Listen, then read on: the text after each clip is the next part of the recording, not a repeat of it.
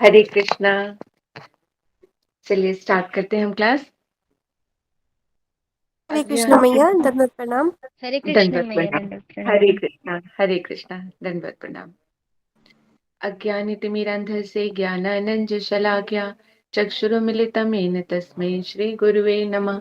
वाञ्छाकल्पतरुभ्यश्च कृपा सिन्धु एव च पतितानां पावनेभ्यो वैष्णवभ्यो नमो नमः।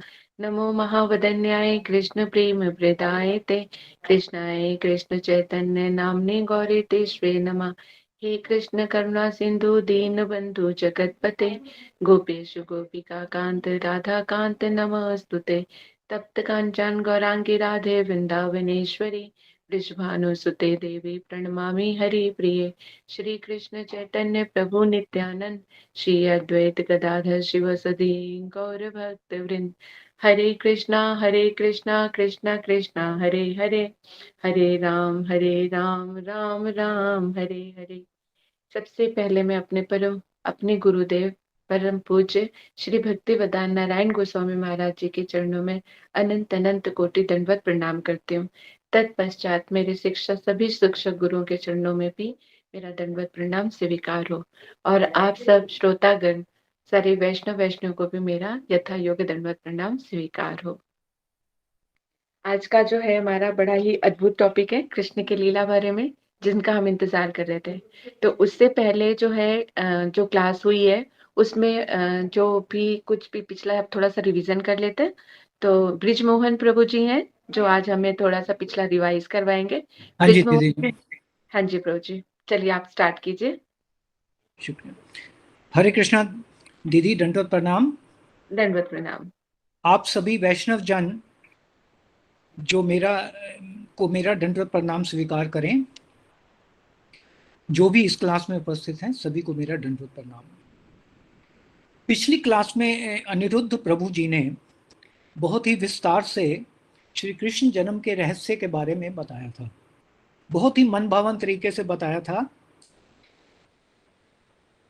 तो उसी में से एक शॉर्ट फॉर्म में आपके सम्मुख रखने की कोशिश करूंगा। मेरी मंद बुद्धि ने जितना भी ग्रहण किया है, जितना भी समझा है, उसी को रखने की कोशिश करूंगा। तो सबसे पहले प्रभु जी ने बताया था कि परीक्षित जी सुखदेव जी द्वारा बताई जा रही भागवत कथा सुन रहे थे। वो बहुत ही ध्यान से सुन रहे थे क्योंकि उनको पता था कि श्री कृष्ण जी के जन्म के बारे में या उनकी लीला के बारे में बाद में बताया जाएगा। तो 5वें दिन श्री कृष्ण जी की कथा सुनाई जाती है भागवत कथा में। 7 दिन के सप्ताह में जो होता है उसमें 5वें दिन में सुनाई जाती है। तो उसके बाद प्रभु जी ने कवर किया था कि कृष्ण जी की कथा सुननी क्यों जरूरी है, क्यों है। हम सभी को अनुभूति तो है कि हम आत्मा हैं, शरीर नहीं है। शरीर को अपना भोजन चाहिए होता है, खाना पीना चाहिए होता है ग्रोथ के लिए, बढ़ने के लिए। उसी प्रकार आत्मा को भी भोजन की आवश्यकता होती है। अगर आत्मा को भोजन मिलेगा तो वो शांत रहेगी, खुश रहेगी, और अगर भोजन नहीं मिलेगा तो अशांत हो जाएगी। तो आत्मा का भोजन क्या है? आत्मा का भोजन है भगवान की कथाएं, भगवान का नाम, भगवान का कीर्तन, भगवान के गुण गान। विशेष रूप से कृष्ण जी की कथाएं कहना या सुनना उनका आत्मा का भोजन है। तो सबसे पहले कृष्ण कौन है? कृष्ण स्वयं भगवान हैं। उनके सेवक जो हैं वो अलग अलग विभाग के हेड हैं। अवतार के रूप में श्री कृष्ण समय समय पर अवतार लेकर आते हैं, लेकिन किसी किसी युग में, किसी मनवंतर में अवतार रूप, अंश रूप में नहीं, पूर्ण रूप में श्री कृष्ण खुद ही आते हैं। तो आत्मा के भोजन करने के लिए सबसे पहले क्या है कि पहले हम कृष्ण को जानेंगे, फिर मानेंगे, तभी तो प्रेम बढ़ेगा और अनुभूति होगी। तो अनुभूति होगी कैसे, उसके कुछ पॉइंट्स हैं। पहले श्रवण करेंगे, फिर कीर्तन करेंगे, फिर स्मरण करेंगे, फिर वंदन करेंगे, फिर पाद सेवन करेंगे, फिर अर्चन करेंगे, दास्यम करेंगे, साख्यम होगा, फिर आत्म निवेदन होगा। इन्हीं के द्वारा अनुभूति होगी, और फिर अनुभूति होने के बाद भगवान से प्यार, प्रेम बढ़ेगा। तो भागवत में, भागवत जो है टोटल जो है वो सनकादि वगैरह जो ऋषि मुनि थे उनके 6 प्रश्नों के ऊपर आधारित है। उन प्रश्नों के जो उत्तर शुकदेव जी ने दिए थे उनके ऊपर आधारित है। तो उसमें यह बताया गया है कि ब्रज की लीलाएं जो हैं वो माधुर्य प्रधान हैं। ऐसा नहीं कि ऐश्वर्य नहीं है ब्रज में, लेकिन ब्रज में जो भी है वो माधुर्य प्रधान है। गुरुदेव कहते हैं कृष्ण को कोई भगवान नहीं मानता। ब्रज में जो है लोग वो कृष्ण को भगवान नहीं मानते, वो उनको अपना सखा, अपना भाई मानते हैं। तो उन्होंने एक बहुत ही अच्छा एक उदाहरण दिया था कि जैसे कि एक खोलता हुआ दूध होता है, प्रेम जो है वो खोलते हुए दूध के समान है, और जब उसमें एक तिनका गिर जाता है तो उफान के साथ कभी वो दिखता है और कभी नहीं दिखता है। तो इसीलिए प्रेम का जब उफान होता है तो ऐश्वर्य दिखता, कभी दिख जाता है और कभी नहीं दिखता है, लेकिन ऐश्वर्य बहुत है, अवेलेबल है ब्रज में, बहुत ही ऐश्वर्य है। तो ब्रज की लीलाएं जो हैं इसलिए माधुर्य प्रधान हैं। तो इसके बाद प्रभु जी ने कृष्ण के जन्म का रहस्य बताना शुरू किया था। तो उसमें सबसे पहले उन्होंने ये बताया कि 2 लोगों को कृष्ण का वरदान प्राप्त है कि उनके यहाँ ये पुत्र रूप में आएंगे। तो एक पेयर जो था, एक कपल जो था, कृष्णी और सुतपा का है, और दूसरा जो है धरा और द्रोण का है। तो उन्होंने कृष्णी और सुतपा को तो ये कहा कि तुम्हारे यहाँ सिर्फ पुत्र रूप में आऊँगा, लेकिन धरा और द्रोण को उन्होंने बोला कि साधारण बालक की तरह जन्म ले लूँगा, साधारण बालक की तरह पुत्र रूप में प्राप्त होगा आपको, और बाल लीलाएं भी आपके यहाँ पे करूँगा, पूर्ण रहूँगा। तो जो कृष्णी और सुतपा हैं ये देवकी और वासुदेव बन के अगले जन्म में आए, और धरा और द्रोण जो थे वो यशोदा और नंद बाबा बन के आए। तो देवकी की जब शादी हो रही थी, उनके चचेरे भाई कंस उनको छोड़ने जा रहे थे, विदा करने जा रहे थे।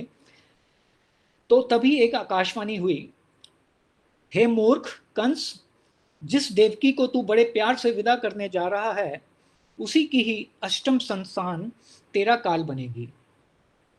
तो कंस ने अपनी बहन को तलवार से मारना चाहा, लेकिन देवकी के पति वासुदेव ने उनको समझाया कि इसको मारने से, बहन को मारने से आपको अपयश प्राप्त होगा और ये बहुत बुरा होगा। तो वासुदेव जी ने समझाया कि जैसे ही हमारे पुत्र होंगे, बच्चे होंगे, तो उनको एक एक करके मैं आपको बता दूंगा और आपके पास ले आऊंगा, तो आप उनका वध कर लीजिएगा, लेकिन इनको अपनी बहन को मत मारिए, क्योंकि उसका अपयश, उसका पाप जो है वो आपको बहुत लगेगा। और नारद जी ने भी कंस को समझाया आके। अब उन्होंने कहा, जब पहला बच्चा हुआ तो उन्होंने वासुदेव जी ने कंस के पास लेके गए, तो कंस जी ने उस बच्चे को छोड़ दिया, क्योंकि उन्होंने कहा ये तो मुझे मारेगा नहीं, 8वां बच्चा ही मारेगा, 8वीं संतान ही मुझे मारेगी, तो इसलिए उन्होंने पहले वाले को छोड़ दिया। हरे लेकिन कृष्णा प्रभु जी। हाँ जी, तो मुझे थोड़ा जल्दी जल्दी करिए कि टाइम लिमिट है ना। अच्छा बस खत्म होने वाला है, दो लाइन रह गई हैं। ठीक। तो नारद जी ने कंस को समझाया और एक कमल दिखाया, अष्टदल कमल। तो उन्होंने बताया कि ये कमल का पत्ता कहाँ से शुरू होता है, नंबरिंग 1 से 2 कहाँ से होगी। तो उन्होंने उससे समझाया कि आपको बच्चों को मारना है, तो इसलिए उन्होंने, कंस ने पहला बच्चा फिर उन्होंने मार दिया, फिर उसके बाद भी मारते गए। तो भगवान ने योग माया को उद्देश्य दिया कि तुम जाओ और देवकी की सप्तम गर्भ की रोहिणी जो इस समय नंद बाबा के यहाँ रह रही हैं, उसके गर्भ में स्थापित कर दो, ट्रांसफर कर दो। तुम स्वयं यशोदा के गर्भ से मेरी छोटी बहन के होकर जन्म लेना। तो इस तरह से जो सप्तम संतान जो थी वो रोहिणी के पेट में आ गई, और जो उसके बाद 8वीं संतान के रूप में वो खुद देवकी जी के गर्भ में रहे, और उधर उसी समय यशोदा के भी गर्भ हुआ, साथ साथ दोनों के गर्भ हुआ। तो इतना ही बताया था उन्होंने। बाकी फिर उन्होंने कवर किया था कि छोटी बहन कैसे हुई, ये जो उनकी हुई महामाया वाली, तो वो कैसे हुई उसके बारे में थोड़ा बताया था, और बाकी छोड़ दिया था कि अगली क्लास में बाकी करेंगे। हरि बोल। हरे कृष्णा। ब्रिजमोहन जी, प्रभु जी आपने बहुत अच्छे से बताया है। मैं समझ सकती हूँ कितना भी समझने के लिए, और मतलब आपने जो कुछ भी बोला है उसके लिए आपने कितना गहन अध्ययन किया होगा, कितने ध्यान से सुना होगा, आपकी मेहनत झलकती है।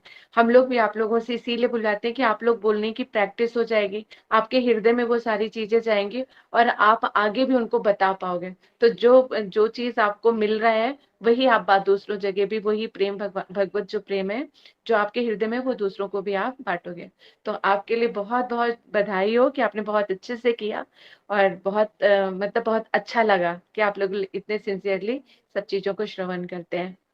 तो आगे की क्लास को कंटिन्यू हम करते हैं कि जैसे हमारा जो विषय था। थैंक यू दीदी। जी, जो आपका ये जो प्रभु जी ने जो रहस्य का पर्दा कृष्ण के उसमें डाला है, तो वो पर्दा तो वही उठाएंगे, लेकिन कुछ हम और भी श्रवण करेंगे कृष्ण के लिए। जैसे कृष्ण का जो हमारा, कृष्ण के विषय में जो है उनका जन्म, इसी का ही तो हम लोग इंतजार करते हैं। उनके आगमन की राह जो हर कोई देख रहा है, मतलब जब किस तरह से देख रहा है, यानी जब उनका जन्म आता है, यानी जब भगवत श्रीमद् भागवत होती है तब कितना उत्साह से मनाया जाता है। जब हर साल जो उनकी जन्माष्टमी आती है तब कितने उत्साह से मनाया जाता है। तो हम भी इसी चीज का इंतजार करते हैं कि हमारे हृदय में भी वो कब आविर्भाव होंगे। परमात्मा के रूप में तो बैठे हैं कृष्ण, क्योंकि कहते हैं ना कि मैं तो तुम्हारे हृदय में परमात्मा के रूप में बैठा ही हूँ। तो जो उनके, लेकिन जो उनके प्रेमी भक्त है, तो कृष्ण कहते हैं उनके अंदर मैं स्वयं ही विराज करता हूँ। तो हमारे हृदय में भी वो आविर्भूत हो, अपनी तरफ से उनको अट्रैक्ट करें, ताकि हम उन्हीं का भजन साधन करने में जो है अपना सर्वस्व लुटा दें, ऐसा प्रेम आ जाए, है ना। तो ऐसा जो ये है, जो कृष्ण है वो कैसे है, यानी जो ये परम तत्व है, भगवान है, माधुर्य रस की मूर्ति है, सभी जीवों के जो है मन को मोहने वाले हैं। अपने सौंदर्य से जो अपने सभी को अपनी तरफ आकर्षित कर लेते हैं, खींच लेते हैं। तो ऐसे कृष्ण के जन्म का सभी लोग कहते हैं कि जो है वेट कर रहे हैं कि कैसा उनका जन्म है, कैसा उनका रहस्य है।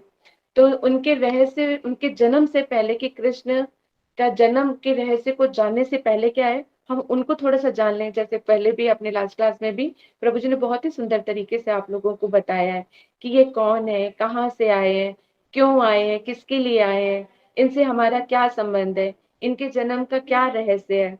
तो इन्होंने ब्रज के जो ये राजकुमार हैं, यशोदा नंदन है, मथुरेश है, द्वारिकाधीश है, इन नामों से भी ये जाने जाते हैं। लेकिन ये द्वारिकाधीश, मथुरेश, इनमें भी इनका अलग भिन्नता है। तो ऐसी क्या चीज है, एक ही कृष्ण जो ब्रज, मथुरा, द्वारिका में रहते हैं, ऐसा क्या है जो एक दूसरे से भिन्न बनाता है इनको। इन सब प्रश्नों के उत्तर ही हमारे जीवन का लक्ष्य बन जाते हैं। अगर इनको हम जान जाते हैं ना, तो इनसे प्रीति करना जो है हमारे लिए आसान हो जाएगा, और इनकी सेवा को प्राप्त करना ही हमारे जीवन का लक्ष्य है, अंतिम लक्ष्य है, तो वो भी प्राप्त हो जाएगा। तो हम थोड़ा सा इनके बारे में जानते हैं, अपने लीलाधारी कृष्ण के बारे में। नाम ही कृष्ण है ना, जिसका अर्थ है जो सबके मन को जो आकर्षित कर लेता है, जिसका नाम ही नहीं, इसका अंग अंग भी टोना है, जहां नजर पड़ जाए वहीं पे नजर रुक जाती है। तो ऐसे तो सुंदर सलोना रूप है। तो किसी भक्त की दो लाइनें हैं, किसी भक्त ने लिखा है, धीरे धीरे बंसी बाजे, मन में मचा एक शोर, रूप मनोहर लट घुंघराली, रूप मनोहर लट घुंघराली, खींचे मुझे तेरी ओर, धीरे धीरे बंसी बाजे, मन में मचा एक शोर। तो ऐसा जो हमारे कृष्ण का सुंदर सलोना रूप है, ऐसी मधुर जो है वो कहते कि जो है बंसी बजाते हैं, जो अपनी तरफ ही ऐसे ही हमें खींच लेती है। तो आइए जो हम थोड़ा सा जो है इसके बारे में श्रवण करते हैं कि कृष्ण कौन है और इनसे हमारे क्या संबंध है। पर इनके कहते हैं ना जो रहस्य का पर्दा तो खैर प्रभु जी उठाएंगे, पर हम थोड़ा सा इसके बारे में जानते हैं। तो जैसे क्या है कि जो जन्म से पहले जो कृष्ण की थोड़ी जान पहचान कर लेते हैं, ताकि उनकी सेवा और प्रसन्नता जो है के लिए, उनकी मतलब उनकी सेवा करने के लिए, उनकी प्रसन्नता के लिए, मर मिटने के लिए हम तैयार हो जाए, हमारे हृदय में भी उनका आविर्भाव जो हो जाए। तो सबसे पहले हम जानते हैं कि कृष्ण कौन है। आप लोग कथा के माध्यम से और जितनी भी आपकी क्लासेस हुई हैं, वो लोग तो आप लोग तो समझ ही गए हैं कि कृष्ण कौन है। अब यहाँ पे जो यही यही वो भगवान है, वही वो परम सत्य है। जो इस सत्य को प्रमाणित कौन करते हैं? ब्रह्मा जी कर रहे हैं। ब्रह्मा जी के वचन, यानी हम लोग तो कर ही रहे हैं, श्रवण भी कर रहे हैं कि कृष्ण ही भगवान है, लेकिन ब्रह्मा जी जो है सारी सृष्टि के रचयिता हैं। तो हम ब्रह्मा जी से के जो ब्रह्मा जी से बड़े नहीं हो सकते, इसलिए ब्रह्मा जी जो बोल रहे हैं तो उनके शब्द ही हमारे लिए मान्य है। तो वो क्या कहते हैं? ईश्वरा परम कृष्णा सच्चिदानंद विग्रह, अनादि राधि गोविंद सर्व कारण कारणम। तो भगवान भी कहते हैं, श्रीमद् भागवत में भी अब क्या आता है, अब इसमें जो ब्रह्मा जी ने बोला कि ईश्वर के ईश्वर कौन है? कृष्ण है। यानी हम लोग तो श्रवण कर ही रहे हैं और हम लोग ये विश्वास भी कर चुके हैं, लेकिन कोई आपसे पूछे कि आप लोग कृष्ण भक्ति करते हो, तो आपको तो कृष्ण ही भगवान लगते हैं। कहाँ लिखा है कि भगवान जो कृष्ण है वो भगवान है? तो आप लोग इस श्लोक का, यानी ब्रह्मा जी ने ये जो श्लोक बोला है, इसको बोल के आप उनको बता सकते हैं कि मैं नहीं कर रही, ये ब्रह्मा जी कह रहे हैं कि ईश्वर परम कृष्णा सच्चिदानंद विग्रह, यानी जो ईश्वरों के ईश्वर कौन है? कृष्ण ही है। तो आप लोग इस श्लोक के माध्यम से उनको प्रमाण दे सकते हैं। इसी तरह से श्रीमद् भागवत में भी है, एते चांचकला पुंसा कृष्ण तो भगवान स्वयं, इंद्रादिव्य कुलम लोकम मृडयंती युगे युगे। यानी भगवान के जितने भी पहले अवतार हुए हैं, जितना भी उनका वर्णन किया गया है, वो सब क्या है? भगवान के अंश है। और यहाँ पर क्या है? परंतु कृष्ण ही स्वयं भगवान है। ये सब अवतार के जो आसुरी है ना, आसुर जो थे, असुर प्रवृत्ति थी उनकी, तो उन्हीं से उत्पीड़ित थे। जगत की रक्षा करने के लिए प्रत्येक युग में जो है भगवान जो है अवतरित होते हैं। तो ये कुछ ऐसे, ये दो श्लोक ऐसे हैं जो ये बताते हैं कि कृष्ण ही स्वयं भगवान है। तो ये कहते हैं कि शास्त्रों ने भी प्रमाणित कर दिया है, ये सिर्फ हमारे बोलने से नहीं है। तो आप लोग किसी को जिनको भी बताओगे कि क्योंकि जब हम कहते हैं ना कृष्ण भक्ति में आते हैं, उनकी सेवा करते हैं, तो जो कृष्ण चाहते हैं उनकी भक्ति की सेवा करना ही जो है हमारा भी उनकी सेवा बन जाती है। उनकी चर्चा करना, उनकी कथा करना, किसी को भी कुछ बताना, जो आनंद की अनुभूति तुम्हें हो रही है वही दूसरों को प्रदान करना। तो जब सर्वशास्त्र वेद पुराण उपनिषद सभी कृष्ण की ओर ही लक्ष्य करते हैं, जो सारे जगत का मालिक है, अनेकों ब्रह्मांडों का मालिक है, जिनका दर्शन प्राप्त करने के लिए देवता भी ललायित रहते हैं, पर दर्शन भी उनके लिए बड़े दुर्लभ है। वो हमारे प्रिय हैं, आत्मा है वो हमारे ही सर्वस्व हैं। यही परम सत्य है जिसे अपने हृदय में हमें उतारना है। जब हमें इनके ऊपर जो हमें विश्वास हो जाएगा कि यही परम सत्य है, तो फिर इनके प्रति भक्ति में फिर कोई चीज बाधा नहीं आएगी। क्योंकि अभी तो हमारे मनोधर्म से ही हम परेशान होते हैं, हमारा मन जो चाहता है, जैसे करना चाहते हैं हम वैसे करते हैं, लेकिन जो शास्त्र बताते हैं उनके अनुसार ही हमें चलना होता है। तो मनोधर्म को छोड़ के जब कृष्ण की तरफ ललायत होते हैं, लेकिन जब हम उनके बारे में श्रवण कीर्तन करते हैं और हमारा चित्त शुद्ध होना शुरू हो जाता है, तो वो सारी चीजें हमें समझ में आनी शुरू हो जाती है। और अपनी प्रेममयी सेवा से जो है कृष्ण को हमें रिझाना है, हमें ऐसे ही उनके साथ बनना है, ऐसा ही संबंध उनके साथ हमें जोड़ना है।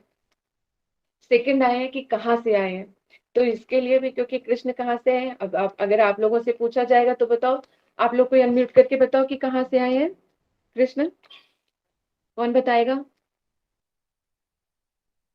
हरि बोल। भैया गोलोक धाम से। गोलोक धाम से आए, बिल्कुल करेक्ट। तो कहते हैं ना कि, और वो कैसा लोक है? सर्वोच्च लोक है, सर्वोच्च यानी सारे लोकों में जो है सबसे श्रेष्ठ लोक है गोलोक धाम, वहीं से आए हैं। और वो लोक कैसा है? तो ब्रह्म संहिता में क्या कहते हैं ब्रह्मा जी, कि भगवान के परम धाम को चिंतामणि धाम कहा गया है। चिंतामणि यानी जो सोचो वही से सब चीजें हो जाती हैं, जो ऐसा स्थान है जहाँ पे सारी इच्छाएं पूरी होती हैं। यानी जो चीजें कहते हैं, भजन साधन करने में जो भक्त है कितना कष्ट सहते हैं, लेकिन सारी की सारी चीजें उनकी पूर्ति कहाँ पे हो जाती है? जब वो भगवान के धाम में चला जाता है, तो वहां पे उनकी सारी इच्छाओं की पूर्ति होती है। और वह पारस मणि से निर्मित है, यानी उनके धाम के बारे में बताते हुए कहते हैं कि वो जो धाम कैसा बना हुआ है? पारस मणि से बना हुआ है। वहां के वृक्ष जो है कल्पतरु है, यानी जो चीज जहां से मांगो वही चीज सामने प्रकट हो जाती है। क्या खाना है, क्या पीना है, जो जैसे मन में आए तुरंत हाजिर। वहां की सभी गायें जो है सुरभि गाय के समान है, यानी कि सारी की सारी गायें जो इतना अनंत दूध देने वाली है।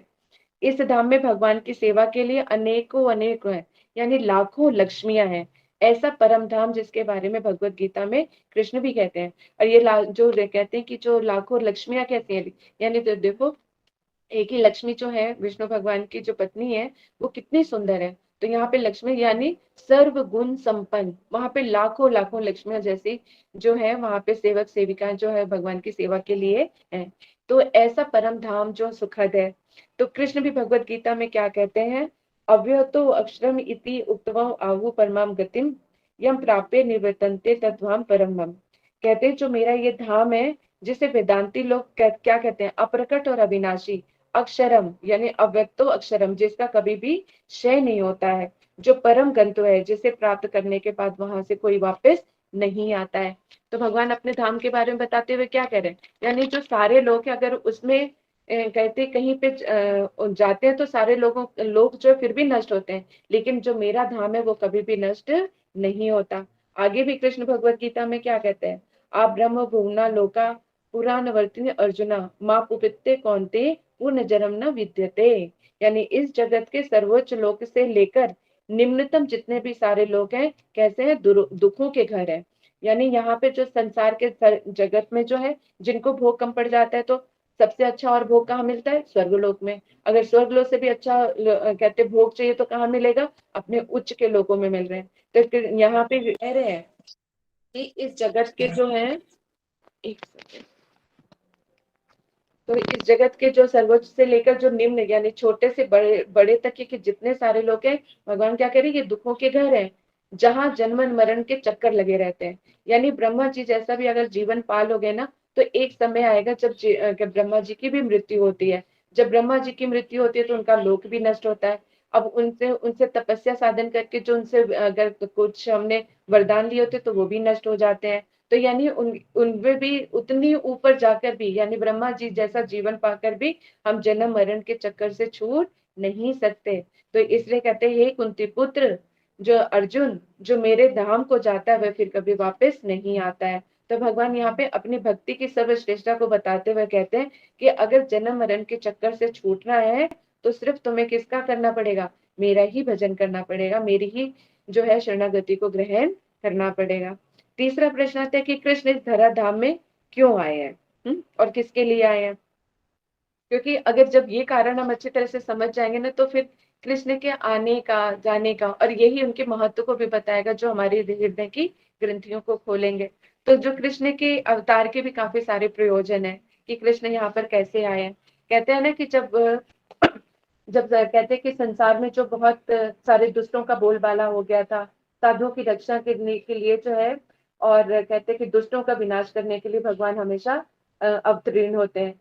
कहते हैं भगवान जो है इस जगत में अवतरित होकर जो है जो सारे कार्य करने होते हैं, यानी साधुओं की रक्षा करने के लिए, उनको आनंद प्रदान करने के लिए, दुष्टों का नाश करने के लिए कहते हैं। परंतु भगवान के अपने मूल नर रूप को प्रकट करने का क्या कारण है, तो उसके बारे में कृष्णदास गोस्वामी महाराज जी हैं जो कहते हैं, क्या कहते हैं, श्रीमद् भागवत का ये एक श्लोक लेके कहते हैं, अनुग्राहे भक्ता नाम मानुषम देहम आश्रिता भजते तादृशी कीर्णा या श्रुत्वा तत्परो भवेत। अर्थात क्या कहते हैं, भगवान श्री कृष्ण यानी अनुग्राह्य यानी कृष्ण भक्त और समस्त जीवों पर कृपा करने के लिए ही अपने नर रूप को भगवान जो है प्रकट करते हैं, और ऐसी कृणाएं करते हैं जिनको सुनकर जो है ना जीव जो है भगवत परायण हो जाए। क्योंकि हमारी तो आत्माएं सो रही हैं, उनको जागृत करने के लिए, तो क्योंकि हमारे तो विषयों में हमारा मन जो है आसक्त है, उनको अपनी तरफ खींचने के लिए और करने के लिए क्या, आत्मा जो सोई हुई आत्मा उसको जागृत करना पड़ेगा, यानी आत्मा को खुराक देनी पड़ेगी। जब आत्मा को खुराक मिलेगी तो स्वतः ही जो है हमारी आत्मा जागृत होगी, और ये जो भक्ति मूलक चीजें हैं वो हमारा हृदय जो है ग्रहण करना शुरू कर देगा। यहाँ पे जो भक्तों पर अनुग्रह करने का मतलब क्या गया है कि जहाँ पे यहाँ भक्त मतलब यानी कृष्ण जब आते हैं तो उनके कई प्रयोजन होते हैं, यानी एक साथ बहुत सारे काम को साधना होता है। तो जहाँ पर अनुग्राह्य भक्ता नाम का मतलब यहाँ पे लिया गया है, जैसे ब्रज देवियां, ब्रजवासियों को आनंद प्रदान करने के लिए, और भूत में यानी भूत भविष्य और वर्तमान, यानी पहले अब और जो जो आने वाले फ्यूचर, उनके सारे भक्तों को यानी तीनों कालों के जो अन्याय समस्त वैष्णवों को यहाँ पर ग्रहण किया गया कि उनको आनंद प्रदान करने के लिए। जैसे कहते हैं ना, पूर्व रागादि द्वारा ब्रज देवियों के ऊपर जन्म की जितनी भी लीलाएं हैं उन ब्रजवासियों को उनको आनंद प्रदान करने के लिए, और लीला कथाओं के द्वारा जो भूत भविष्य में जितने भी भक्त हैं जो उनकी तपस्या करने में लीन थे, तो उनको भी आनंद प्रदान करने के लिए, प्रीति पूर्वक संपादन करने के लिए ही उनका जो है यहाँ पे होता है। यानी भक्तों के लिए जो कृष्ण ऐसी ऐसी लीलाओं का विस्तार करते हैं, जो इन लीलाओं से साधारण लोग भी जो हैं, जो मतलब भक्त भी नहीं होते, वो भी उनके भक्त पारायण हो जाते हैं। और दूसरा एक अर्थ यहाँ पर ये भी लिया जा सकता है कि जैसे जिन जीवों ने मनुष्य देह का तो आश्रय लिया है, लेकिन उन्हें अभी जो है कृष्ण से प्रेम नहीं है, लेकिन ऐसे भक्त, ऐसे जीव जिनके अंदर थोड़ी भी सुकृति होगी, थोड़ा भी जिनके अंदर हृदय निर्मल होगा, थोड़ा सा भी जिसका चित्त अच्छा होगा, शुद्ध होगा, तो इन लीलाओं को सुनकर वो क्या है, भगवत तन्मय हो जाएंगे, भगवान के प्रति जो है तत्पर हो जाएंगे, भगवान को जानने के लिए। तो क्योंकि मृत्यु लोक में उनका जो भजन प्रधान रूप से यहीं पर ही होता है, क्योंकि जो ये पृथ्वी में ही है भजन रूपी है, पृथ्वी क्या है, भजन साधन करने के लिए। भजन साधन अगर यहाँ यहीं पर ही कर सकते हो, ये कहीं और नहीं कर सकते, और मनुष्य जन्म के द्वारा ही हो सकता है। अन्य जन्म तो सारी भोग योनियां है, तो भोग उनमें तो हम लोग भजन कर नहीं सकते। तो पृथ्वी लोक में क्या, मनुष्य जन्म पाकर ही हम भजन करके जो है कृष्ण की प्राप्ति कर सकते हैं। इसलिए जो है इस पृथ्वी में रहने वाले मनुष्यों के लिए जो है भगवान की इन लीलाओं कथाओं का श्रवण करना बहुत ही आवश्यक है। तो इसलिए जो है यहाँ पर एक और सुंदर चीज बताई जाती है, कहते हैं, और विश्वनाथ चक्रवर्ती जो ठाकुर जी हैं, तो वो भी इसी श्लोक के बारे में क्या कहते हैं, कहते हैं भगवान भक्तों के प्रति अनुग्रह प्रकाश करने के लिए वैसी विविध प्रकार की लीलाएं करते हैं जो लोग इन इन लीलाओं का श्रवण करते हैं, और वे मनुष्य देहधारी भगवत प्रणायण यानी लीला कथा के श्रवण में श्रद्धावान हो जाया करते हैं। यानी जो सुकृतिवान जीव हैं, जैसे आप ही लोग आए हैं, हम लोग भी हैं, हम लोग भी क्या, पहले हम लोगों को कहाँ इन सब चीजों के बारे में पता था, लेकिन साधु संग में जाकर जब भगवान की मधुर मधुर लीलाएं श्रवण की, कृष्ण के बारे में जाना, तो फिर सर्वस्व छोड़ के उनके पीछे लग गए कि अब इनकी हमें प्राप्ति करनी है, क्योंकि यही हमारे हैं जो जन्म जन्म से हम जिनको ढूंढ रहे हैं ना, जो परम सुख का कारण है वो यही है। तो इन्हीं को पाने के लिए ही तो हम अपना भजन साधन करने के लिए कर रहे हैं। तो जब तक कृष्ण को अच्छी तरह से हम समझ नहीं लेते, उनको जान नहीं लेते, तब तक हम उनके लिए हम कुछ भी करने के लिए, कर गुजरने के लिए तैयार नहीं होते हैं। तो कहते हैं इन लीला कथाओं के श्रवण की जो महिमा है उसके लिए मैं अदर क्या कहूँ। भगवान की अन्याय क्रीड़ाओं में सबसे जो अत्यंत विलक्षण एक जो कथा है वो कौन सी लीला है, रास लीला है, कहते ये मंत्र मुग्ध करने वाली है, और कहते महा औषधि की भांति एक आश्चर्यजनक अतर्क शक्ति है। क्योंकि जो ये रास लीला है कोई साधारण नहीं है, जिसके द्वारा मनुष्य क्या देहधारी जो है ये जीव उनका श्रवण करके भक्त पारायण हो जाता है। भगवान की जब वो अद्भुत लीलाओं का श्रवण करता है तो बहुत ही ज्यादा आनंदित होता है। इसी तरह से जो अब है, जो तीसरा प्रश्न आ जाता है कि इस धरण धाम में जो भगवान क्यों आए हैं। ये भी क्योंकि पिछली क्लास में भी जो है प्रभु ने बहुत ही सुंदर तरीके से इसको बताया है, समझाया है, लेकिन इसको थोड़ा सा हम और अच्छे से श्रवण करेंगे। कि अब कहते हैं कि उनके भगवान के यहाँ पर आने के भी बहुत सारे कारण होते हैं। जैसे कुछ कारण तो जाने कि अपने भक्तों को जो है क्या आनंद प्रदान करने के लिए आते हैं और दुष्टों का नाश करने के लिए आते हैं, लेकिन कुछ और भी कारण है, जैसे कृष्ण अवतार के प्रयोग, यानी कृष्ण और शत्रुपा की वांछा पूर्ति। ये हम लोगों ने श्रवण किया था, जो प्रभु जी ने बहुत अच्छे से बताया है कि कृष्ण और शत्रुपा जो है वो भगवान का कहते साधन भजन के अर्थ, और जो उन्होंने किस तरह से उनकी कैसी तपस्या उन्होंने की थी, किस तरह के कि मतलब सर्दी गर्मी को सहते हुए और केवल वृक्षों के पत्ते जो झड़े हुए पत्ते थे उनको खाकर वो तपस्या करते थे, और सिर्फ वायु यानी पानी के स्थान पे क्या लेते थे, वायु का सेवन करते हुए ही कितने वर्ष तक उन्होंने तपस्या की, 12,000 वर्ष तक। 12,000 वर्ष तक वो सिर्फ झड़े हुए पत्ते जो है खाते थे और वायु को पीकर बिताते थे। जब उन्होंने इतनी कठोर तपस्या की तो भगवान का हृदय द्रवित हो गया और भगवान प्रकट हो गए और उनसे उनसे वरदान मांगने के लिए कहा। तो उन्होंने क्या क्या वरदान मांगा कि हे भगवान, हे कृष्ण, आप जैसा पुत्र ही जो है हमें प्राप्त हो। तो उन्होंने तथास्तु कह दिया।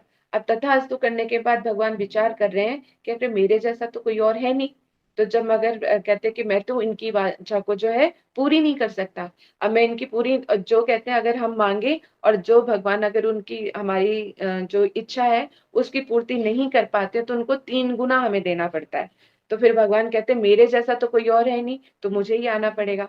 तो भगवान यहाँ पर कहते हैं फिर मुझे 3 बार ही जो है इनका पुत्र बनकर आना पड़ेगा, क्योंकि कोई मेरे जैसा नहीं है तो मुझे ही आना पड़ेगा। लेकिन और उन्होंने क्या वरदान दिया था कि मेरे आपके जैसा पुत्र हो, तो जैसा तो कोई नहीं है तो स्वयं ही आएंगे, तो ऐसा नहीं कर सकते इसलिए उन्होंने 3 बार उनका पुत्र बनना स्वीकार किया।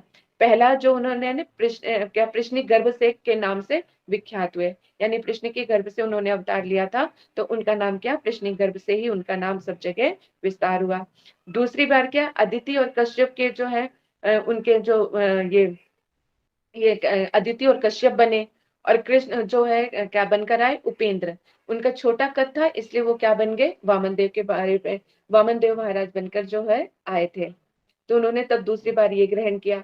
कहते द्वापर के अंत में जो तीसरा जन्म पृथ्वी और सुतपा ने क्या, देवकी और वसुदेव बनकर आए, और वसुदेव जो है कृष्ण जो है उनके पुत्र बने। तो पहला कारण ये। दूसरा, द्रोण और धरा, ब्रह्मा जी का उन्होंने भी बड़ी तपस्या की थी। किसकी तपस्या की थी, ब्रह्मा जी का किया था।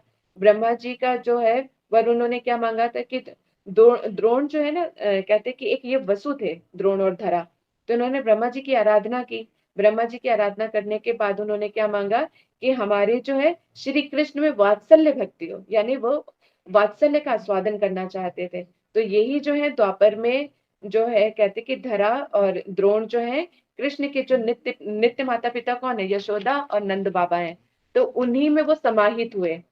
और कहते कि या ये कह लो कि नंद और यशोदा के रूप में उन्होंने जन्म लिया। लेकिन जो उनके कृष्ण के जो नित्य माता पिता हैं उनकी हर लीला में वही रहते हैं।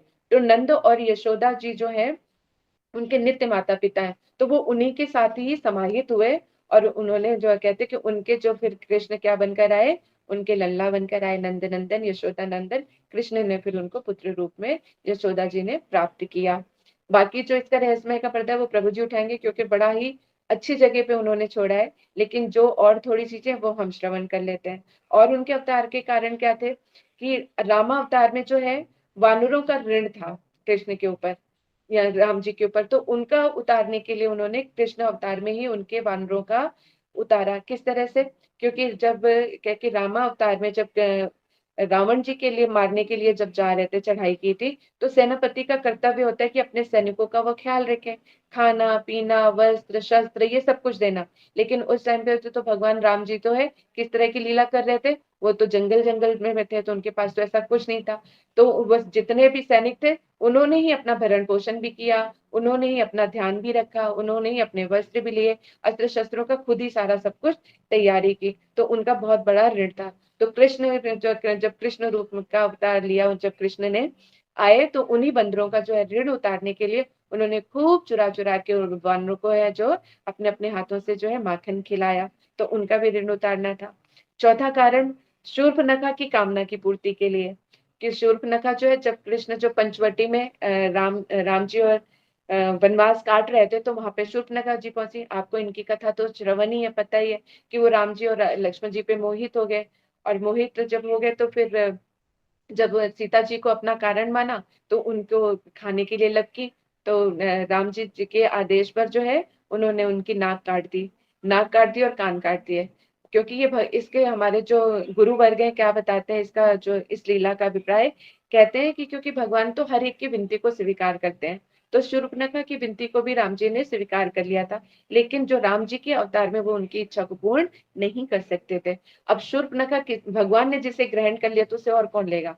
तो शूर्पणखा की कहीं पर कहीं और शादी ना हो, इसलिए उसके नाक और कान काट लिए थे। वही शूर्पणखा जो है द्वारिका कहते कि द्वापर के अंत में जो है कुब्जा बनकर उसने जन्म लिया, और वो थी तो बड़ी रूपवती, यानी बहुत सुंदर थी, लेकिन पीछे से कुब निकला हुआ था, तो उसकी शादी कहीं भी नहीं हुई थी। फिर भगवान ने ही जो है उनके कहते अपने हाथ से लगा के उनकी कमर को सीधा किया था। तो उसके बाद उन्होंने जो कहते कि कुब्जा की कहते कि इच्छा को पूर्ण किया था, यानी ये शूर्पणखा की ही एक तरह से इच्छा को पूर्ण किया था। और जैसे ही कृष्ण ने जो है कुब्जा को स्पर्श किया, तो जो उसका काम भाव था वो भी खत्म हो गया, क्योंकि कृष्ण तो परम शुद्ध है, जिसको भी छू ले तो उनके अंदर जो प्रेम की धारा जो है दौड़ पड़ती है। तो इसी तरह से कुब्जा के हृदय में भी दौड़ गई। ठीक है। पांचवा कारण क्या है, स्वर्ण सीताओं की वांछा पूर्ति के लिए। यानी जब राम जी ने जब सीता जी धोबी के कहने पर जो है और राजा का कर्तव्य का पालन करते हुए है सीता जी को जंगल में भेज दिया था। तो वहां पर जब उनको लेकिन यज्ञ करने के लिए जब वशिष्ठ जी ने बोला कि तुम्हें जो है कि या तो शादी करनी पड़ेगी, पत्नी के बगैर जो है यज्ञ संपन्न नहीं किए जा सकते, तो तुम्हें शादी करने के लिए या तो तुम शादी करो या सीता जी को बुलवा लो। तो राम जी ने कहा कि ये मैं दोनों ही नहीं कर सकता, क्योंकि राम जी ने सीता जी को वचन दिया था कि जब मैं मतलब जो राजा होते हैं अनेक शादियों का उनका प्रचलन होता है, पर राम जी ने उनको ये दिया था वचन कि मैं तुम्हारे अलावा किसी और से शादी नहीं करूंगा, कोई भी मेरी पत्नी के रूप में है जो नहीं आएगी। तो राम जी का उन्होंने ये वचन दिया था, तो कह रहे थे ऐसा नहीं हो सकता कि मैं शादी करूं, कोई और है उपाय तो बताइए। तो फिर वशिष्ठ जी ने बोला कि यदि आप सोने की सीताओं को बनाएंगे, सोने की सीता को बना के अगर यदि आप पूजा करवाते हैं तो ये संभव है। तो इसी तरह से जो है यहाँ पे जो है अश्वमेघ जो, और राम जी ने जो है 10,000 वर्ष तक अनेक अश्वमेघ यज्ञ किए हैं, राष्ट्र यज्ञ किए हैं, और हर एक यज्ञ में जो है स्वर्ण की सीता साथ में होती थी। तो इस तरह से बहुत सारी सीताएं इकट्ठी हो गई, और प्रत्येक स्वर्ण सीता का जो भगवान के साथ है मधुर भाव है, रमण करने का भाव था। इसलिए जब द्वापर के अंत में वो सारी की सारी जो स्वर्ण सीताएं थी ब्रज में गोपी के रूप में उन्होंने जन्म ग्रहण किया, और भगवान ने उनकी सारी इच्छाओं की पूर्ति की। छठा क्या था, जनकपुर की राजकन्याएं थी। जनकपुर की जो राजकन्याएं थी वो कौन सी थी, यानी जब राम जी का विवाह हो रहा था तो वहां पर और भी राजकन्याएं थी, तो वो सारी राजकन्याएं जो है राम जी को देखकर मोहित हो गई थी उनके रूप को, तो उन्होंने भी उनको पति रूप में प्राप्त करने की आकांक्षा की थी। तो इस तरह से जब उन्होंने भी कहते कि उनकी मन की भी इच्छाओं को कृष्ण ने जो है राम जी ने ग्रहण कर लिया। तो जनकपुर की जितनी भी राजकन्याएं हैं उन्होंने भी ब्रज में जो है गोपी बन के ही जन्म ग्रहण किया। यानी ये ब्रज की गोपियां कोई साधारण नहीं है, ये तपस्या आदि करके वहां तक पहुंची है। इसी तरह से जो सातवां कारण क्या था, दंड कार्य की जो ऋषि हैं उनका भी उद्धार करने के लिए, क्योंकि दंड कार्य के ऋषि जो है गोपाल मंत्र से, यानी जब हमारे सतगुरु हैं तो वो गोपाल मंत्र देते हैं जो कृष्ण मंत्र है, तो गोपी भाव उनके हृदय में था, गोपाल मंत्र से वो भगवान का भजन कर रहे थे। लेकिन दंड कार्य ऋषि जब उन्होंने राम जी को सामने देखा तो उनके जो रूप पे देख के मोहित हो गए, और जो गोपाल मंत्र से करे तो उन्हें कृष्ण का स्मरण हो आया, और वो उनके प्रति प्रेयसी के रूप में यानी उनको अपने प्रियतम के रूप में पाने के लिए धावित हो गए। लेकिन रामचंद्र जी ने बोला कि इस अवतार में तो मैं तुम्हारी इच्छाओं को पूर्ति नहीं कर सकता। तो दानकर है कि ऋषि पुरुष होते हुए भी, लेकिन वो भाव, क्योंकि उनका जो सिद्ध स्वरूप है वो स्त्री का है, तो इसलिए ब्रज में वो जितने भी ऋषि थे वो सारे के सारे क्या है, ब्रज की गोपियां बन के उन्होंने जन्म ग्रहण किया। आठवां क्या कारण था? लक्ष्मण जी के जो बड़े भाई बनने की इच्छा थी, क्योंकि लक्ष्मण जी ने कहा कि इस वाले अवतार यानी राम अवतार में जो है, तो मुझे ऐसी ऐसी उनकी राम जी की आज्ञाओं का पालन करना पड़ा जो मैं नहीं करना चाहता था। जिस तरह से सीता जी की अग्नि परीक्षा के लिए उनको चिता तैयार करने के लिए बोला, वन में छोड़ने के लिए बोला, तो लक्ष्मण जी ना चाहते हुए भी उन्हें राम जी की आज्ञा का पालन करना पड़ा। तो इस बार कह रहे थे कि इस बार की लीला में मैं बड़ा भाई बनूंगा, ताकि तुम मुझे बाध्य ना कर सको, ऐसी ऐसी गलत गलत आज्ञाएं तो मुझे दे ना सको। तो उनकी भी इच्छा पूर्ण करने के लिए जो कृष्ण ने राम जी जो है छोटे यानी छोटे भाई बड़े भाई के रूप में उनको स्वीकार किया और उनकी इच्छाओं की पूर्ति की। अब तो नौवा क्या है? बलिपुत्री यानी रत्नमाला की इच्छाएं हैं। बलिपुत्री की जो है क्या है, तो जब वहां पे जब उनको देखा था ना, तो बड़े ही वो हो गए थे। कहते कि उनका जब बलिपुत्र ने देखा कि सुंदर से वामन देव आए हैं, तो उनको देख के उनके हृदय में कहते कि बड़ा ही प्रेम जागा, और उनके कहते ऐसा मेरा पुत्र होता तो मैं उसको दूध पिलाती। लेकिन जब वामन देव जी ने छल से जो है बलि को सारा राज्य हड़प लिया, तो उनकी रत्नमाला जो पुत्री थी उनको बड़ा क्रोध आया। कहते ऐसा मेरा पुत्र होता तो उसको मैं जहर पिला देती। यानी भगवान के लिए कोई कुछ भी पुकारे या कुछ भी कहे तो भगवान तो बड़ी जल्दी ही मान जाते हैं। तो उनकी भी उस इच्छा को भी उन्होंने ग्रहण कर लिया। तो रत्नमाला यानी वही पूतना बनकर आई जो उनकी इच्छाओं को पूर्ण किया। अब 10वां है जय विजय का उद्धार। जय विजय जो है वैकुंठ के क्या है, वो तो द्वारपाल है। द्वारपाल होते उनके द्वारपाल है। और जब वहां पे ब्रह्मा जी के जो पुत्र है ना, चार है, सनक सनंदन सनातन और सनत कुमार जी, जब वो वहां पर उन भगवान से मिलने के लिए गए तो जय विजय ने उनको रोक लिया।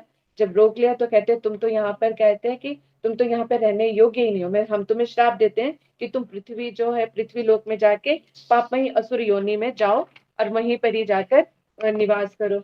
जब उनके श्राप ने, तो वो बड़ा घबरा गए और उनसे माफी मांगने लगे। और जो वो वैकुंठ से गिरने लगे तो उन चारों चतुसन को जो बड़ा उनके ऊपर दया आई। तो उन्होंने कहा अच्छा चलो ठीक है, 3 जन्म तक तुम लोग श्राप को भोग कर जो है वापिस जो है वैकुंठ में आ जाओगे। तो वही दोनों जो है दिति के पुत्र हिरण्यकश्यपु और कहते हैं हिरण्याक्ष हुए। तो हिरण्याक्ष को जो है वराह अवतार में जो है भगवान ने उसका उद्धार किया, और हिरण्यकश्यप को जो है नरसिंह बनकर जो है उनका उद्धार किया। दोबारा जब आए, दोबारा कहाँ पे जब उन्होंने जन्म लिया, विश्रुआ मुनि के और केशनी के गर्भ से आए, रावण और कुंभकर्ण हुए। तो राम जी ने दोनों का उद्धार किया।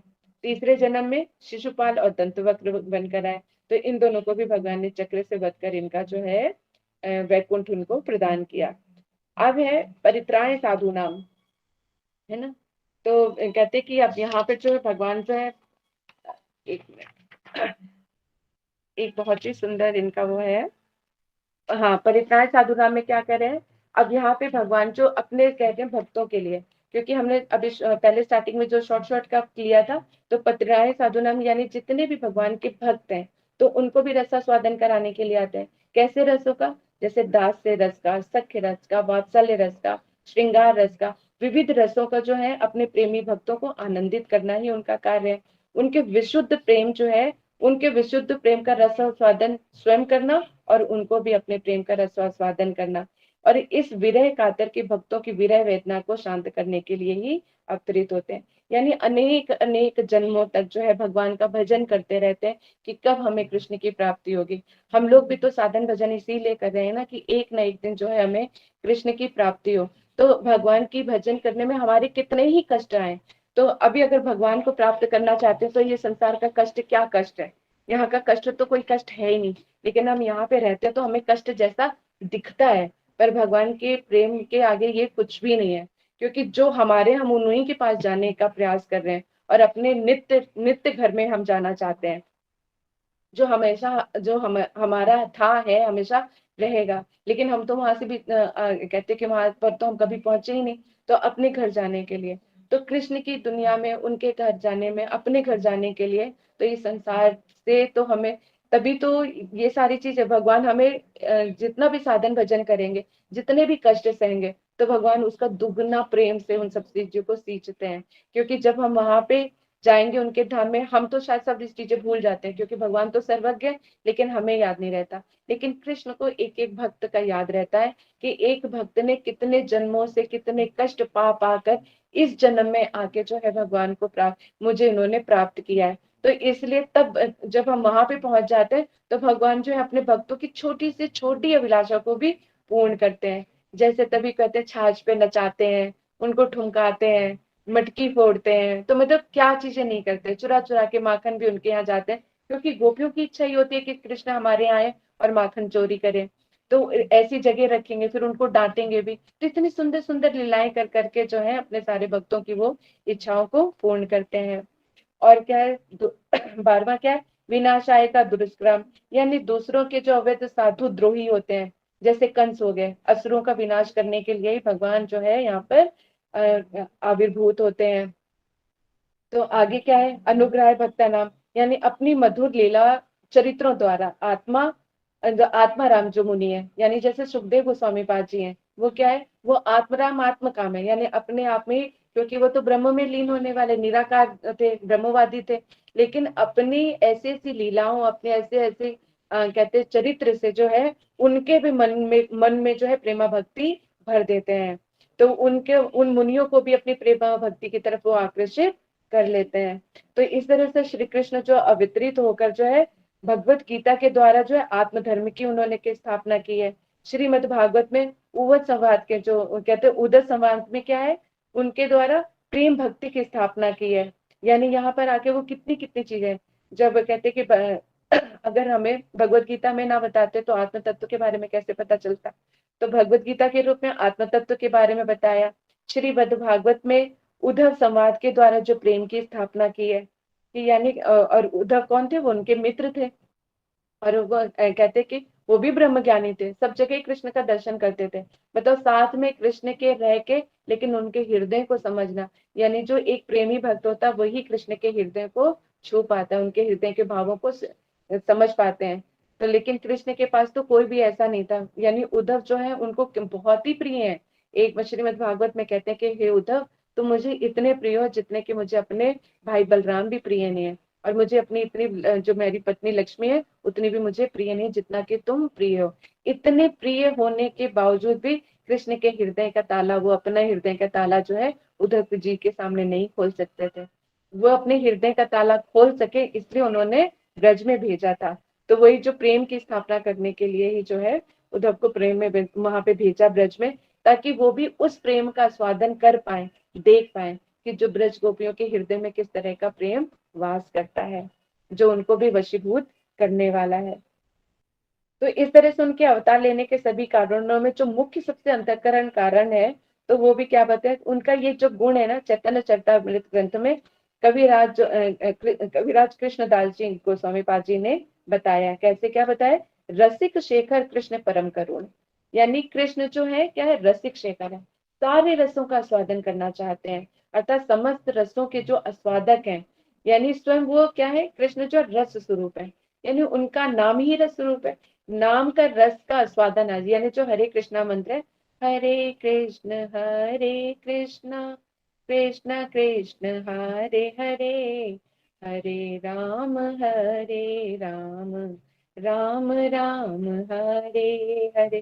कहते हैं ये कृष्ण नाम इतना मधुर है, केवा सुनाइले कृष्ण नाम। एक बार कहते हैं कि गौड़िया गीति में भजन है कि किसने ये कृष्ण नाम सुना दिया जो मेरे कानों को रस प्रदान कर दिया।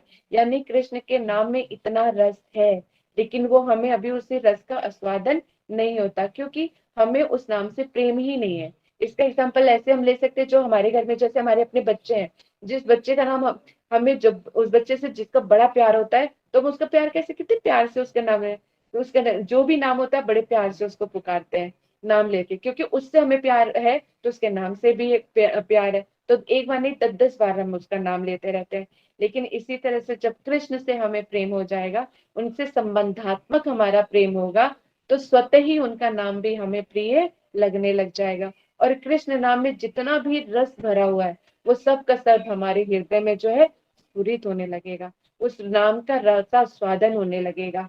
क्योंकि जैसे श्रुतियां भी कहते हैं कृष्ण के बारे में क्या, रसो वैसा, यानी कृष्ण जो है अद्वितीय तत्व है और रस स्वरूप है उनका जो है, और वो अपने नित्य अप्रकट गोलोक धाम में जो है विहार करते हैं। तो ऐसे अनेक अनेक मधुर लीलाएं हैं जो अपने भक्तों को आनंद देकर उनका सबका रसास्वादन वो खुद भी करते हैं और अपने भक्तों को भी कराते हैं। तो ये जो चीजें हैं, इतनी सुंदर सुंदर चीजें कृष्ण के बताए, तो कृष्ण को तभी समझेंगे, तभी हम उनके रसों का स्वादन भी कर पाएंगे जब उनके नाम का रसास्वादन होगा। नाम का रसास्वादन कब होगा, जब हमें कृष्ण से प्रेम होगा। और कृष्ण से कब प्रेम होगा, जब कृष्ण से हमारा संबंध होगा। और कृष्ण से संबंध कब होगा, जब हमारे साधु जो यानी सतगुरु उनके साथ हमारा संबंध स्थापित करेंगे। यानी हमारा संबंध कृष्ण के साथ है तो सही, लेकिन उसकी स्फूर्ति कौन करवाएगा, वो सामने से हमारे हृदय से वो संबंध को कौन निकाल के लेकर आएगा, वो सतगुरु ही करेंगे। बिना सतगुरु के जो है हम यहाँ पर कुछ भी कहते कि कुछ भी संभव नहीं है। सतगुरु ही हमें ऐसा सामर्थ्य प्रदान करेंगे जो कृष्ण को हम अच्छी तरह से समझ के उनसे प्रेम जो उनके मतलब जो ऐसे प्रेम का हमारे हृदय में आविर्भूत करवाएंगे, उस प्रेम के वशीभूत होकर कृष्ण भी जो है खींचे चले आएंगे। तो ऐसे हमारे कृष्ण है, तो हमारे जो इनका इनका रसास्वादन किस तरह से करेंगे, इनके रहस्य को जानेंगे। क्योंकि अभी हमने जो भी श्रवण किया है, कि क्या श्रवण किया है कि ये जो हमारे उनके आने के क्या क्या कारण है। अब इनके कारणों से पता है कि कितनी सारे जब वो यानी भगवान जब इस तरह धाम पे आते हैं तो अनेकों अनेकों कारण करने के लिए आते हैं, लेकिन मेन कारण तो क्या है, सारे अपने भक्तों को रसास्वादन कराते हैं और खुद भी रसास्वादन करते हैं। क्योंकि जो जन्म जन्म के प्यासे जो भक्त होते हैं वो उनके ही रसों का स्वादन, उनकी इच्छा की पूर्ति करने के लिए ही आते हैं। तो कृष्ण बहुत ही रसिक है, बहुत कृपालु है, दयालु है, जो त्रिलोकी नाथ है। आप सोचो कि इतने बड़े जो अनेक ब्रह्मांडों के मालिक हैं, लेकिन फिर भी क्या करते हैं वो हम मतलब हमें अपने से प्रेम करने का उन्होंने इतना बड़ा सौभाग्य प्रदान किया है। मतलब कृष्ण क्या है हम तो समझ ही नहीं सकते थे। अगर ये साधु नहीं होते ना, ये साधु हमारी जिंदगी में नहीं आते, तो हम कृष्ण को कभी नहीं समझ सकते थे कि कृष्ण क्या है। और कई लोग तो उनको बहुत बड़ा राजनीतिक और पॉलिटिशियन समझते हैं, लेकिन कृष्ण कितने दयालु और कृपालु, कितने प्रेम, यानी वो ऐसा प्रेम करते हैं जिनके वशीभूत होके वो अपने वचन अपनी प्रतिज्ञा सब कुछ तोड़ देते हैं। इतना भक्तों से कौन प्रेम करता है, वो सिर्फ एक हमारे ब्रजेंद्र नंदन कृष्ण ही हो सकते हैं। अगर ये साधु नहीं होते तो हमें कृष्ण की कृपा और मतलब कृष्ण कौन है हमें कौन बताता, और कौन जो इतना बड़ा मालिक है, ब्रह्मांड का मालिक है, क्या कृष्ण नहीं कर सकते, उनके पास किस चीज की कमी है। और हम उनके क्या विभिन्न अंश, बिल्कुल छोटे से हमारी आत्मा, वो तो सच्चिदानंद विग्रह है, उनका तो पूरा का यानी हमारी आत्मा कितनी सूक्ष्म है। कहते बाल के अग्रभाग के 10,000वां एक अंश जो हमें दिखाई भी नहीं देता। इतने क्षुद्र से जीव को कृष्ण ने कितनी बड़ी करुणा करती कि उन्होंने अपना हम उनसे प्रेम कर सके इतना बड़ा अधिकार दे दिया। और अधिकार तो अधिकार उन्होंने ऐसे दिया कि उनके साथ अपने साथ रहने का भी हमें सौभाग्य प्रदान किया है। और रहने का सौभाग्य तो छोड़ो, यानी ऐश्वर्य भाव भी छोड़ो, कहाँ प्रदान किया, माधुर्य भाव में, जो सबसे बड़ा दुर्लभ है। और उस माधुर्य भाव में भी है कृष्ण के, और मतलब जितने निकटतम जो संबंध है वो तक हमें प्रदान करती है कि कृष्ण से हम सबसे निकट से निकट से, यानी शांत दास से सख्य वात्सल्य और माधुर्य में जाके कृष्ण के साथ सबसे ज्यादा निकटता होती है। क्योंकि उस माधुर्य रस में जो पिछले 4 रस हैं जो वो भी के उसी में समाहित हो जाते हैं। तो पूर्णतम रस का स्वादन कहाँ पे होता है, माधुर्य भाव में होता है।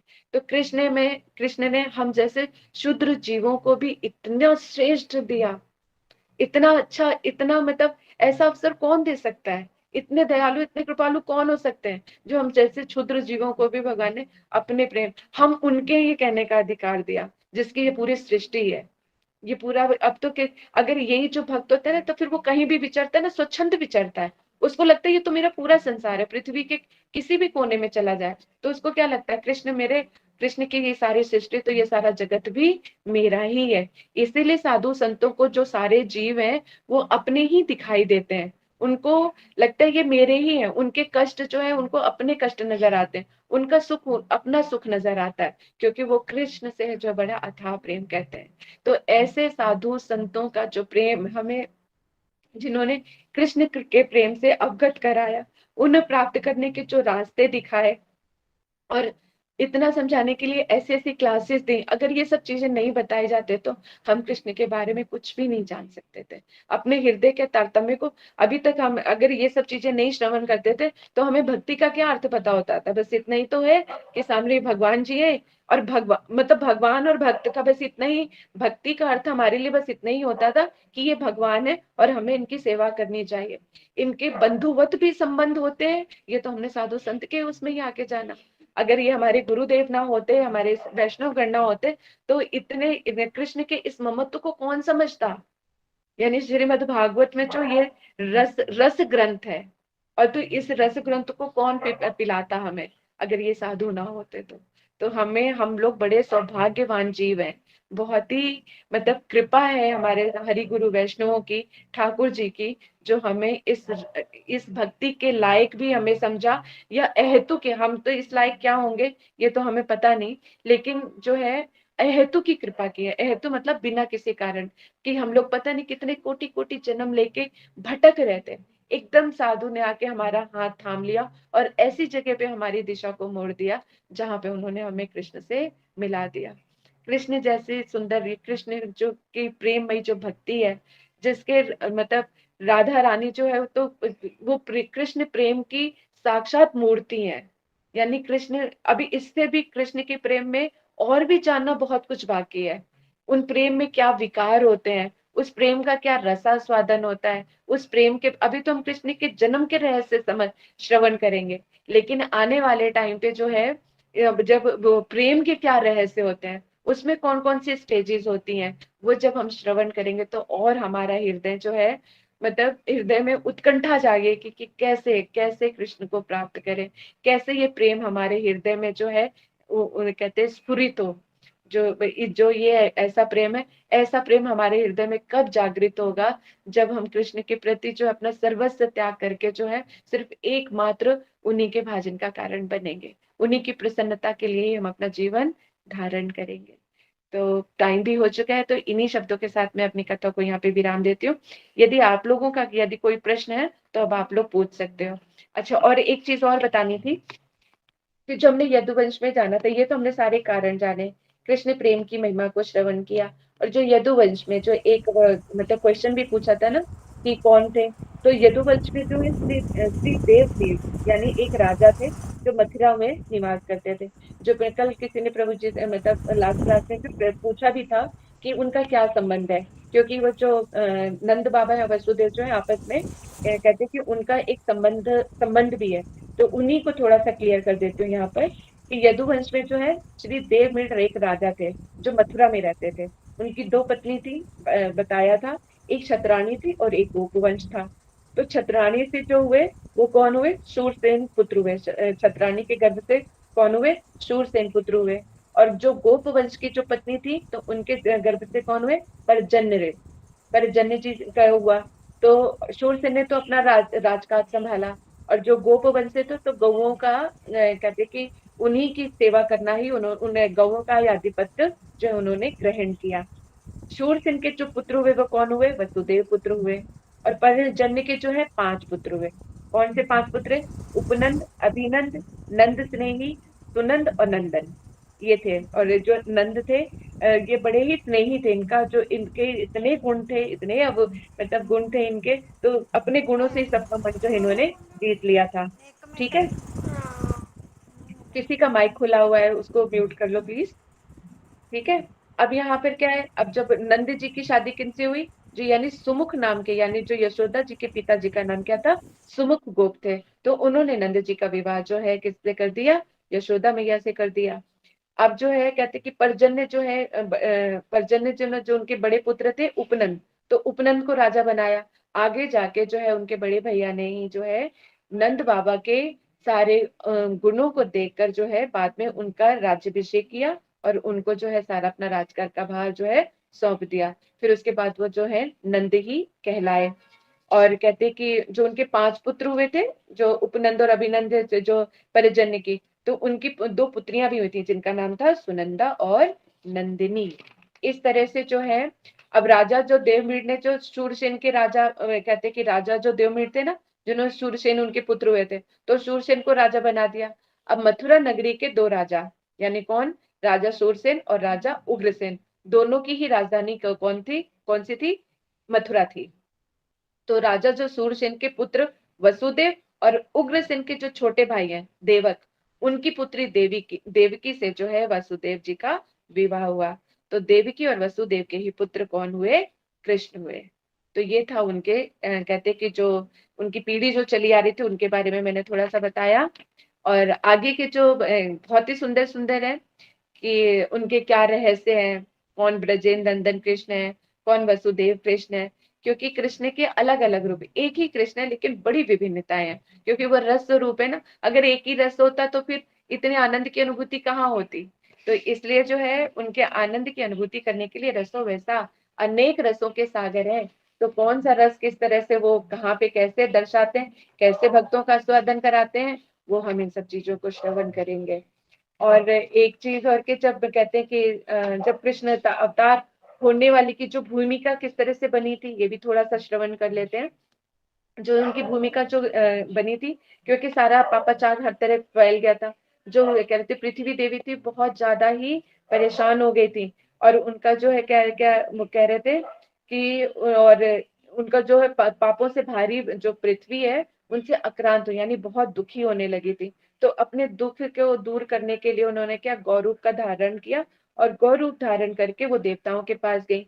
और जब उन्होंने अपनी सारी व्यथा बताई तो देवताओं के पास भी उनकी इन प्रश्नों का कोई उत्तर नहीं था। तो देवताओं के साथ मिलकर वो कहाँ चले गए, ब्रह्मा जी के पास गए।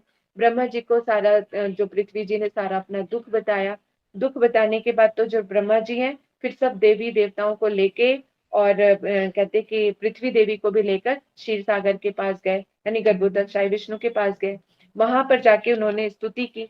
स्तुति करते हुए फिर वो समाधिस्थ हो गए ब्रह्मा जी। और अपनी समाधिस्थ अवस्था में ही उन्होंने भगवान से जो उन्होंने वचन सुने वो उन्होंने बोला। तो भगवान ने कहते कि फिर ब्रह्मा जी कहते हैं भगवान को पृथ्वी के कष्टों के बारे में सब कुछ पता है। गर्भोदक्षाय जो विष्णु है, क्योंकि वो उन्होंने गर्भोदक्षाय विष्णु ने ही कृष्ण से निवेदन किया है कि वो जो क्या है, गर्भोदक्षाय विष्णु ने कृष्ण से निवेदन किया है, क्योंकि कृष्ण ही सारे ईश्वरों के ईश्वर है, कि अति शीघ्र ही वो सारे कष्टों को दूर करने के लिए इस धराधाम में है जो अवतीर्ण होंगे। और सभी लोगों से कहा है कि जितने भी, और कहते हैं कि ये सारे असुरों का जो है वो नाश करेंगे, और उनकी भक्ति पर विश्वास जो नहीं करते उनका भी नाश करेंगे। वे शीघ्र ही यदुवंश में अवतार लेंगे। सभी देवता यदुवंश में जन्म ग्रहण करें और उनकी लीला में सहयोग करें। और भगवान जो है श्री कृष्ण, उनकी प्रियतमा जो है राधा रानी, और उनकी सेवाओं के लिए जितनी भी देवियां हैं वो भी जो है ब्रज में जाकर जो है जन्म ग्रहण करें। तो अब ये कह के सब ब्रह्मा जी ने सबको अपने अपने वहां पर भेज दिया। अब सारे देवी देवताओं को सुन के और पृथ्वी देवी को लगा कि अब हमारे कष्टों का अंत आया ही समझो। और इस तरह से वो खुशी होकर जो है अपने अपने घर चले गए। तो यहाँ पर जो है कहते हैं ना कि एक चीज और था। हाँ, जो कह रहे हैं कि प्रियतम सखी राधा रानी की जितनी दिव्यांगनाएं सब ब्रज में ग्रहण करें। अभी इन सब चीजों को जानने श्रवण करने के बाद हमें ये पता लगता है कि जितनी भी ब्रज में जो जितने भी गोपियां हैं कोई साधारण नहीं है। उनके साथ जो रास लीला हुई है, तो किस रास लीला क्या है, तो कहते हैं कि ये तो हमारी काम वासना को दूर करने वाली है। तो ये जो रास लीला है, यानी जो गोपियों का और कृष्ण यानी आत्मा और परमात्मा का मिलन है जो रासलीला है। और क्योंकि जन्म जन्म करोड़ों करोड़ों जन्म से जो जीव भजन करते करते वहां पे पहुंचा है, तो आज वही कृष्ण जो है अपने भक्तों को जो है आलिंगन दे रहे हैं, उनको अपने गले लगा रहे हैं। तो जन्म जन्म करोड़ों करोड़ों की जन्म को वो प्यास को बुझा रहे हैं। वो हमारी ये जो कहते हैं कि हमारा जो विषय आसक्त हृदय इन सब चीजों लीलाओं को कैसे श्रवण कर सकता है, और ना उनके उनसे उनके भावों तक पहुंच सकता है, ना हम उनको समझ सकते हैं। लेकिन साधु ऐसे ऐसे साधु संत हैं, हमारा सौभाग्य है कि उनके अनुगत्य में रहकर उन भावों को और उनके उन लीलाओं को हम श्रवण कर पा रहे हैं, और उनसे हम कुछ सीख पा रहे हैं। ठीक है, तो इन्हीं सब चीजों के कहते अपने वचनों को यहीं पे मैं समाप्त करती हूँ। यदि अब आप लोगों का कोई प्रश्न है तो आप लोग पूछ सकते हैं, नहीं तो ग्रुप में भी पूछ सकते हो, क्योंकि क्या टाइम भी काफी हो रहा है। फिर भी कोई अगर इम्पोर्टेंट क्वेश्चन है तो आप लोग पूछ सकते हैं, और ग्रुप में भी पूछेंगे तो भी हम आपको आंसर दे देंगे। है आप लोगों का कोई प्रश्न? हरे दीदी कृष्णा। हरे कृष्णा, दंडवत प्रणाम। धन्यवाद, प्रणाम प्रभु जी। हाँ दीदी जी, ये क्वेश्चन था कि हम हम्म भगवान का नाम जप करें और मन में रखें कि भौतिक सुविधाओं को पाएं, और हम्म इसी तरह करके हमारा जैसे शरीर का अंत हो जाए, तो ये हम्म हमारी भक्ति में कहीं पे भी काउंटिंग होगी कि हमने कुछ भी भक्ति किया? देखो, ये मन मन भगवत गीता, हाँ, भगवत गीता में जो है कृष्ण कहते हैं कि जो कामनाओं को लेकर अगर कृष्ण से भी मांग रहे हो तो ये कहीं ना कहीं फिर भी फलित होगा, क्योंकि कृष्ण से ही मांग रहे हो ना। क्योंकि श्रीमद् भागवत में अकामो सर्व कामो व मोक्ष कामा उदारते त्रिवेण भक्ति योगेन यजेत पुरुषम परम। यानी कृष्ण कहते हैं, और श्रीमद् भागवत भी कहती है, अगर हमें विश्व भोग की आवश्यकता है और कुछ हम मांगना ही है तो कृष्ण से ही मांगो। क्योंकि कृष्ण क्या करेंगे, धीरे धीरे धीरे उन विषय वासनाओं को कम कर देंगे और बाद में वो अपनी प्रेमा भक्ति भी प्रदान कर देंगे। तो इसमें जन्म लग सकते हैं लेकिन सही ट्रैक पे हैं, भटकेंगे नहीं। तो ये कहीं ना कहीं लाभकारी ही रहेगी भक्ति भी, ऐसी भक्ति। ठीक है। जी जी दीदी जी, और धन्यवाद। हाँ जी, और किसी का वो प्रश्न?